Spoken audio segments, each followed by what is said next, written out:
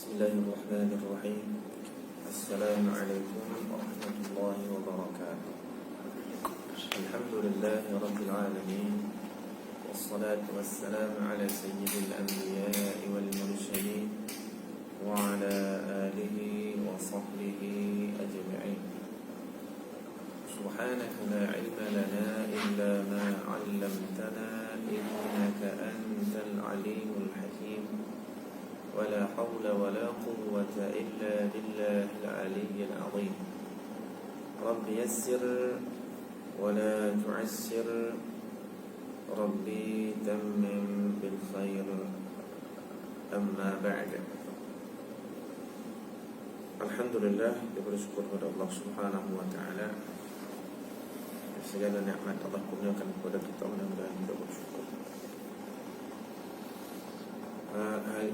Sekarang kita dah masuk dalam tempoh 10 terawal daripada bulan Dzulhijjah. Maka eloklah kalau saya sentuh suara sedikit berkaitan dengan kelebihan dan juga kemuliaan daripada permulaan Dzulhijjah secara khusus 10 awal yang terawal, 10 hari yang terawal.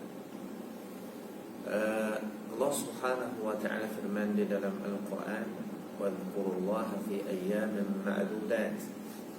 Kamu sebut, ingat Allah pada hari-hari yang telah ditentukan bilangannya. Ulama sepakat mengatakan yang dimaksudkan hari yang disebut dalam ayat adalah 10 terawal daripada Dzulhijjah yang berkait secara khusus dengan ibadah haji. Begitu juga firman Allah Subhanahu wa ta'ala, Bismillahirrahmanirrahim, wal fajri walayalin ashr, demi waktu fajar dan demi 10 malam. Sebagian ulama menafsirkan yang dimaksudkan dengan sumpahan Allah dengan 10 malam itu adalah malam yang pertama daripada 10 malam Dzulhijjah. Disebutkan di dalam beberapa kitab, dinaqalkan daripada ulama bahawa ulama salaf dulu hum yu'azzimuna 13. Mereka itu sangat-sangat memperhatikan, membesarkan, mengagungkan dan memuliakan 3 jenis 10. Apa dia? 10 yang pertama daripada Muharram.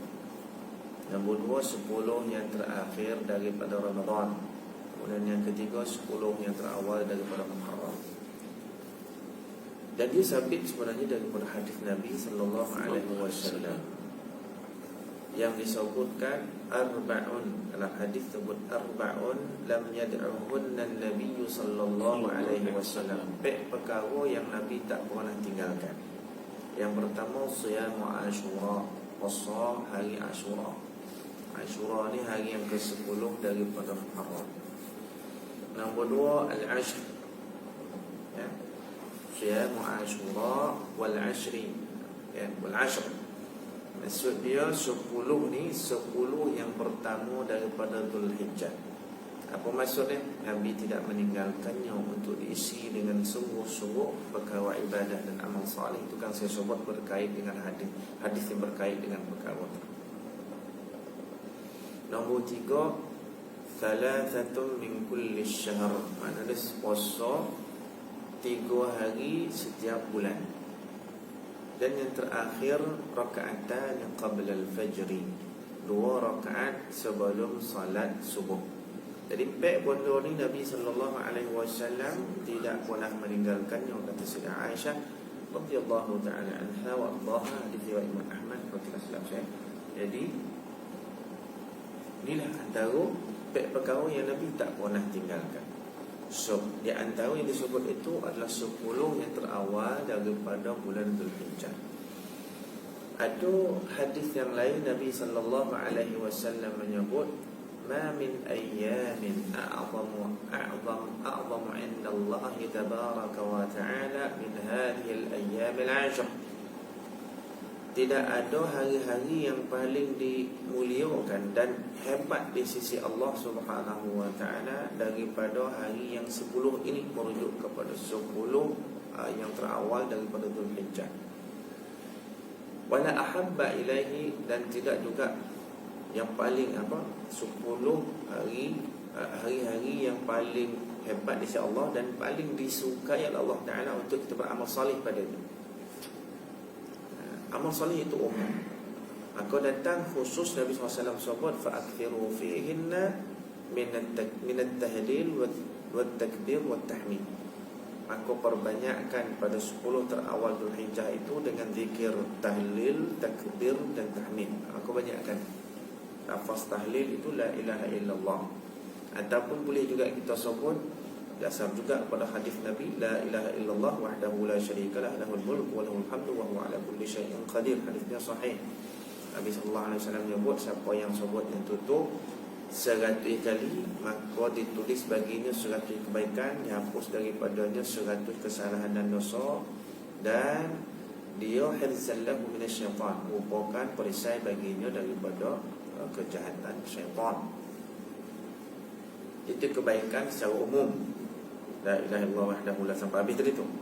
Maka tu kita boleh ambil untuk diamalkan pada 10 terawal daripada Dzulhijjah, tak kisah siang ataupun malam. Berkait dengan siang malam, ulama berdasarkan kepada ayat Quran dan juga hadis-hadis Nabi sallallahu alaihi wasallam. Antaranya disebut tadi kan min ayyamin a'zamu indallah. Satu lagi ma min ayyamin al-amal salih fiha ahabbu ila Allah.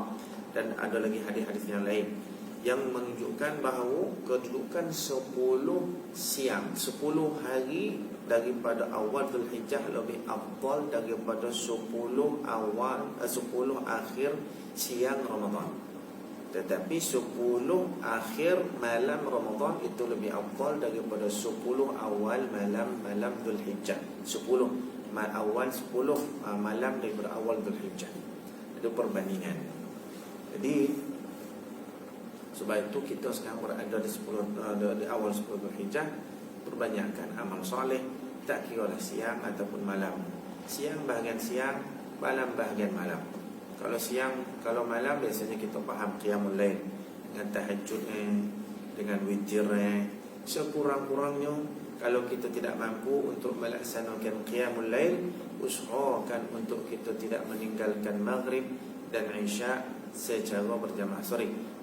Isya dan subuh secara berjamaah, jangan kita tinggalkan. Kan dalam hadis ada menyebut siapa yang salat berjamaah isya, dia seolah-olah menghidupkan separuh malam.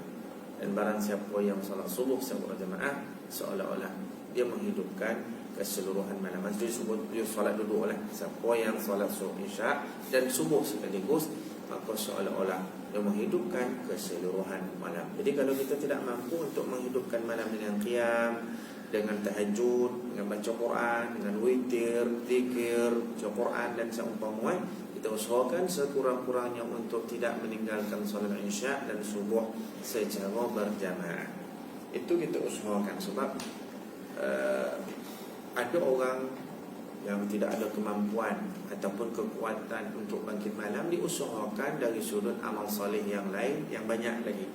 Ada orang diberikan kelebihan harta dan RM2, maka dia beri bersedekah siang malam. Siang malam beri sedekah. Siang dia nak sedekah orang susah, malam dia nak sedekah orang yang belajar agama, boleh lekuk. Kemudian ada bahagian orang diberi lebih dan Allah Ta'ala pandai, tambah pula rajin baca Quran, maka dia baca Quran.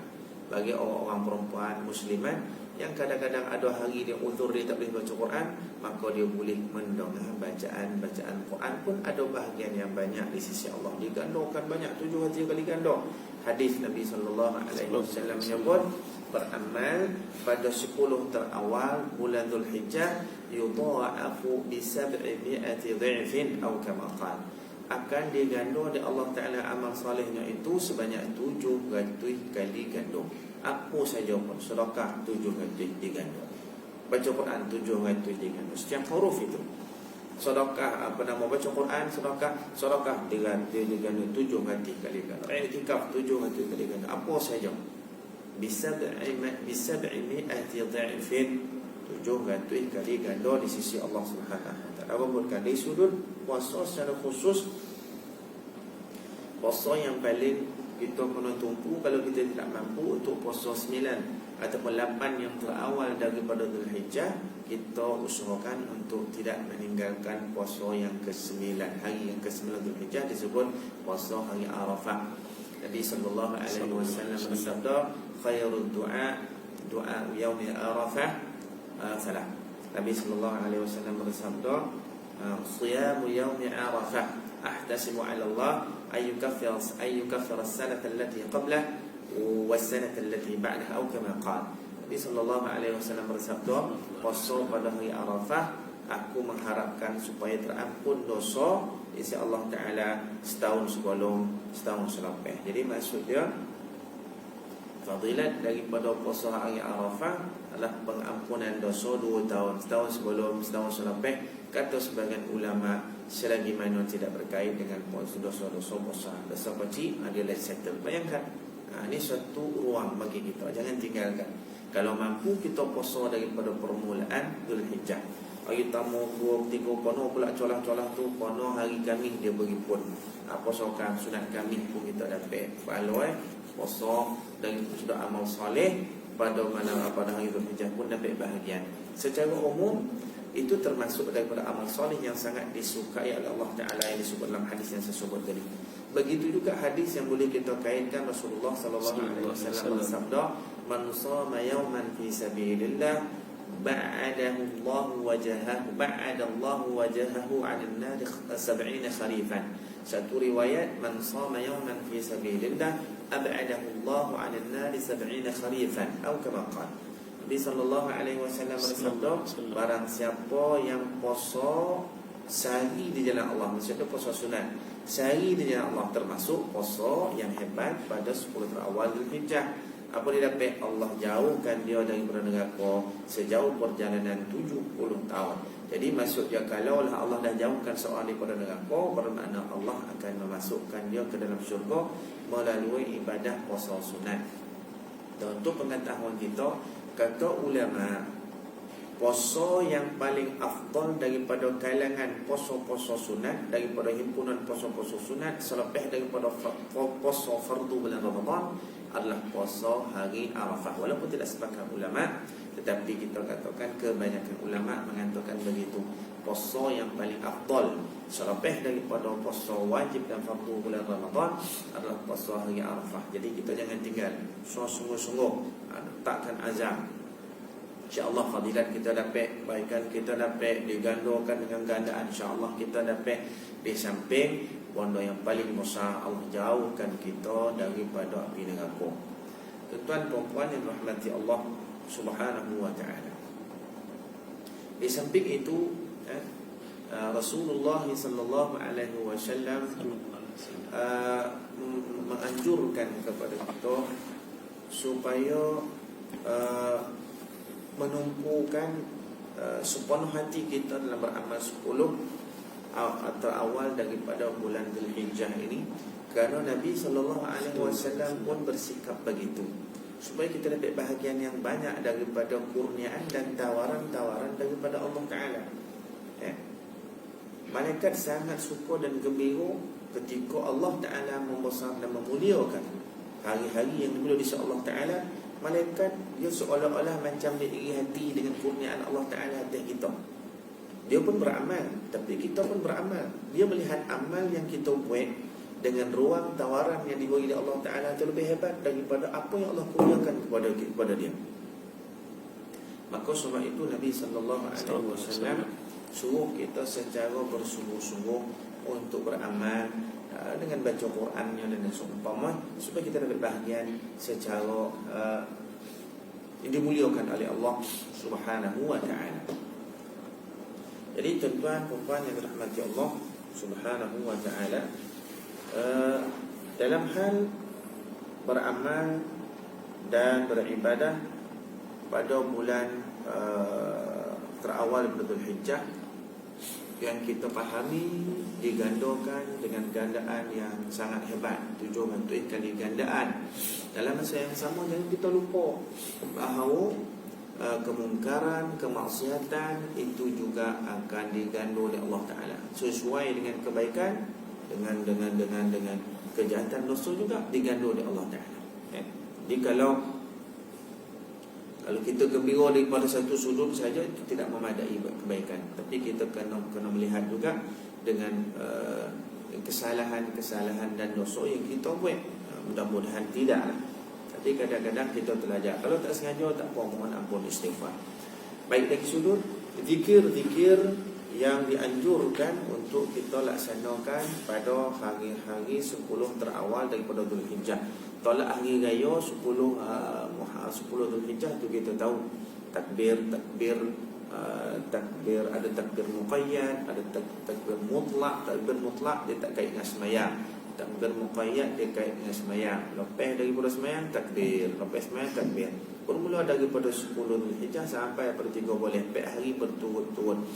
Tapi dalam mazhab Syafi'i, pada hari Arafah malam tu kita dah sunat takbir, tak apa. Ini ada pandangan berbeza daripada ulama, bersabit dengan hadis-hadis. Ada yang mengatakan hari Arafah malam tu kita dah sunat takbir dah, bukan malam raya. Malam raya tu malam 10. Itu kebanyakan lah, pun ada pandangan ulama. Sebab ni kita jangan kelahi. Kadang-kadang ada surau dia berkelahi dalam masalah ni. Ada kedua-duanya pandangan ulama. Sekali lagi serulang, kalau kita nak buat dalam fiqh Syafi'i, kitab-kitab fiqh Syafi'i pun ada disebutkan, ada hadis dalam hal kita sunat bertakbir yang jadi syiar bagi raya kita, raya haji ni, kata hari Arafah kan, kita puasa 9 Zulhijjah, kita puasa. Jadi malam bukan malam puasa habis malam tu, itu dah malam raya. Kita puasa siang tu, malam tu mana dia 8 malam 9 Zulhijjah. 8 malam 9 besok tu kita sunat puasa malam tu. Kita dah sunat takbir dah. Tetapi ada juga pandangan ulama, lepas kita puasa selesai 9 Zulhijjah, malam tu kita takbir, sebab besok tu kita raya kan. Jadi untuk 10 Zulhijjah tu tak boleh raya, tak boleh puasa, hukum haram tu ada hadis kan. Tetapi 9 Zulhijjah tu kita sunat puasa. Maka kat mana tempat kita takbir boleh. Ada dua pendapat ulama. Satu mengatakan kita mula dan sunat disunatkan untuk mula takbir pada malam 9 Zulhijjah kan. Ada mengatakan pagi Zulhijjah tu, subuh. Ada mengatakan pagi, bukan malam, pagi. Ralat. Ada mengatakan subuh, subuh Zulhijjah. Ada yang mengatakan malam raya. Tak apa, tuan-tuan, kita boleh buat belaka. Mudah-mudahan Allah terima ibadah kita. Jadi kita jangan jadi gaduh-gaduh, jangan diperselisihkan benda ni secara yang negatif kan. Kemudian amal yang dianjurkan sebelum daripada itu antara 1 sampai 8 Zulhijjah. Jadi sekarang kita dalam tempoh itu. Apa yang patut kita buat? Tadi hadis saya sebut, antara yang paling bagus kita dengan memperbanyakkan tahlil ataupun takbir ataupun tahmid. Tahlil la ilaha illallah, banyak la ilaha illallah kan, banyak sekarang yang buat tasbih, bagus tu. InsyaAllah mudah-mudahan tidak riak lah, tapi kita dengan niat yang baik. Tadi subhanallah subhanallah, la ilaha illallah, la ilaha illallah, la ilaha illallah, lagi banyak lagi bagus. Sebab Nabi sallallahu alaihi wasallam sebut, fa'akthiru fihinna min at-tahlil wat-takbir wat-tahmid. Maka perbanyakkanlah pada hari-hari 10 daripada awal Zulhijjah itu. Perbanyakkanlah. Ada tak ada hitungan yang secara khusus, tak ada.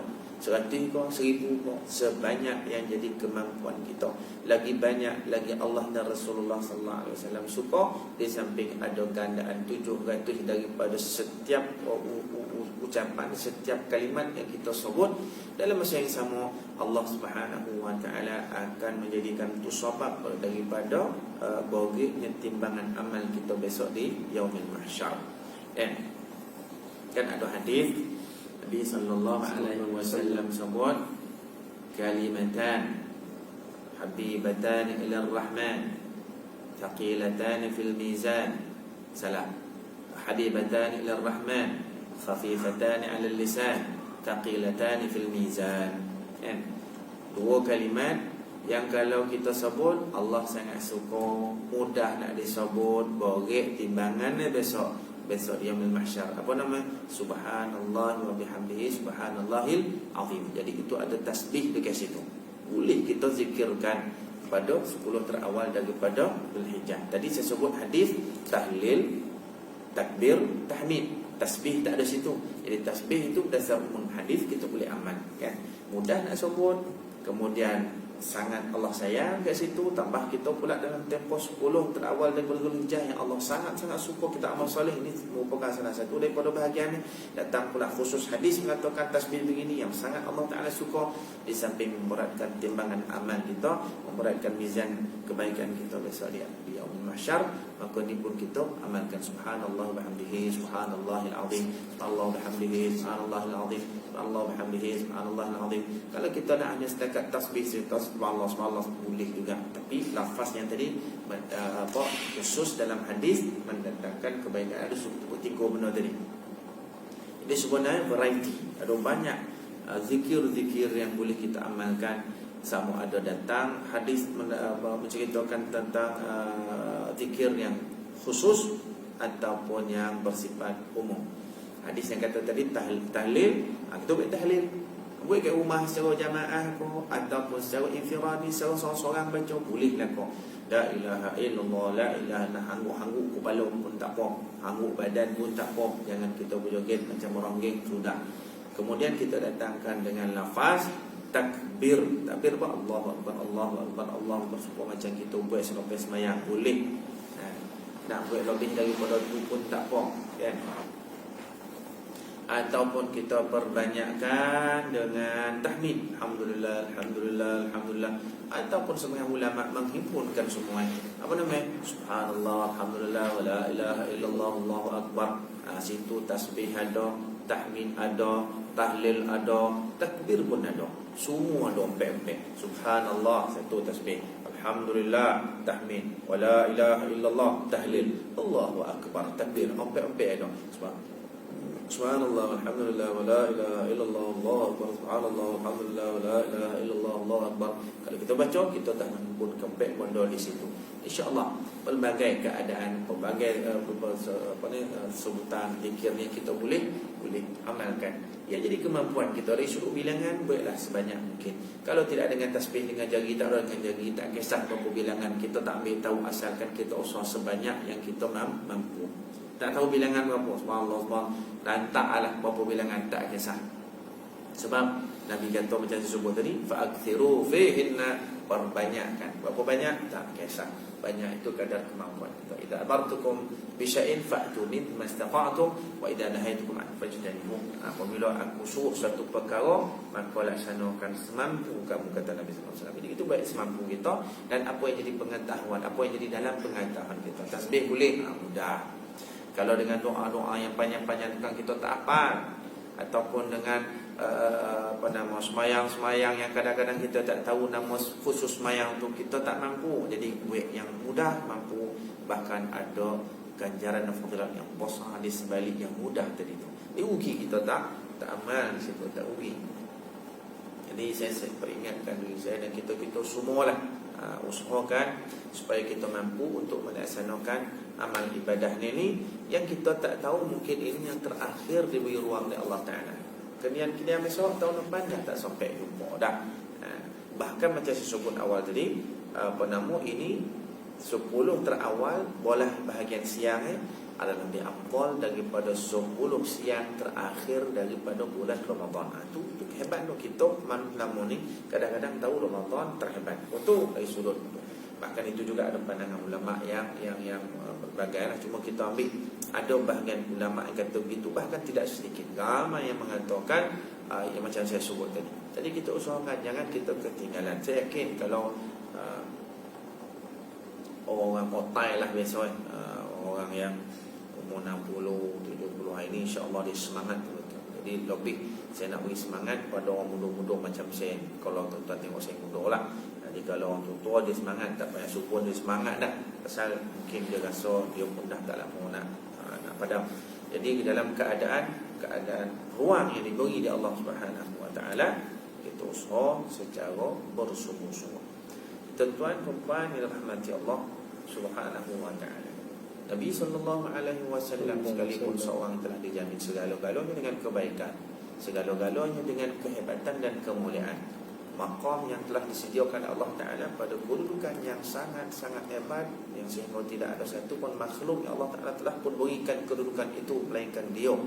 Tetapi dalam hidup, Dialah orang yang paling banyak dan hebat amalannya, sehingga tidak ada satu orang manusia pun mampu menandingi kehebatan dan kesempurnaan ibadah Rasulullah sallallahu alaihi wasallam. Maka kita sebagai umat, satu kita bangga adanya Nabi terhebat yang jadi bahagian daripada kita, dan kita bahagian daripada dia. Dia bahagian daripada kita kerana dia dia diletakkan oleh Allah Ta'ala pada umat yang terakhir. Kita bahagian daripada dia, kita adalah umat yang mengikuti apa yang dibawa, syariat dibawa oleh dia sallallahu alaihi wasallam. Jadi saling mulia memuliakan. Maka Nabi itu dah tentulah kemuliaan dia bentuknya mutlak, itu yang Allah Ta'ala beri. Tapi kemuliaan kita tu kemuliaan yang tidak bersifat mutlak. Maksud dia mutlak tu kalau kita ikut dia, kalau tak ikut dia tak dapat lah. Itu maksud dia. Jadi kalau kita ambil, alhamdulillah. Sebab itu Nabi sallallahu alaihi wasallam pernah menyebut Rasulullah sallallahu alaihi wasallam menyebut satu hadis yang sahih.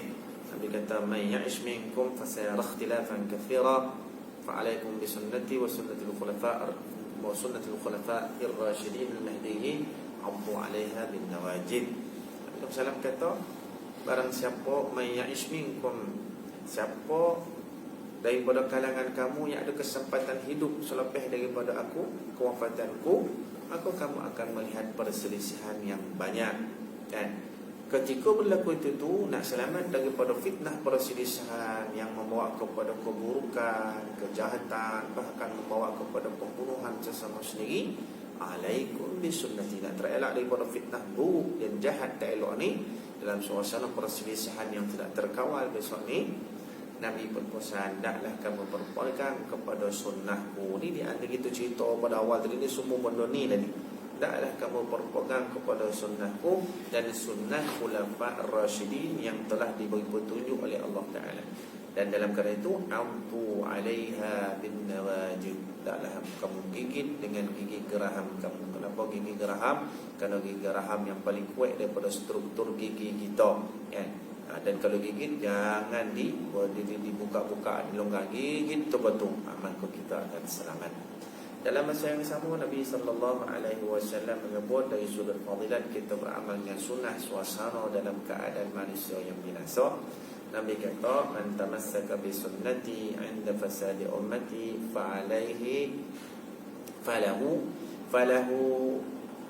falahu ajru mi'ati syahidin atau kama qala." Barang siapa yang berpegang ataupun beramal dengan sunnahku dalam suasana kebinasaan akhlak umatku, maka baginya ganjaran pahala 100 orang mati syahid.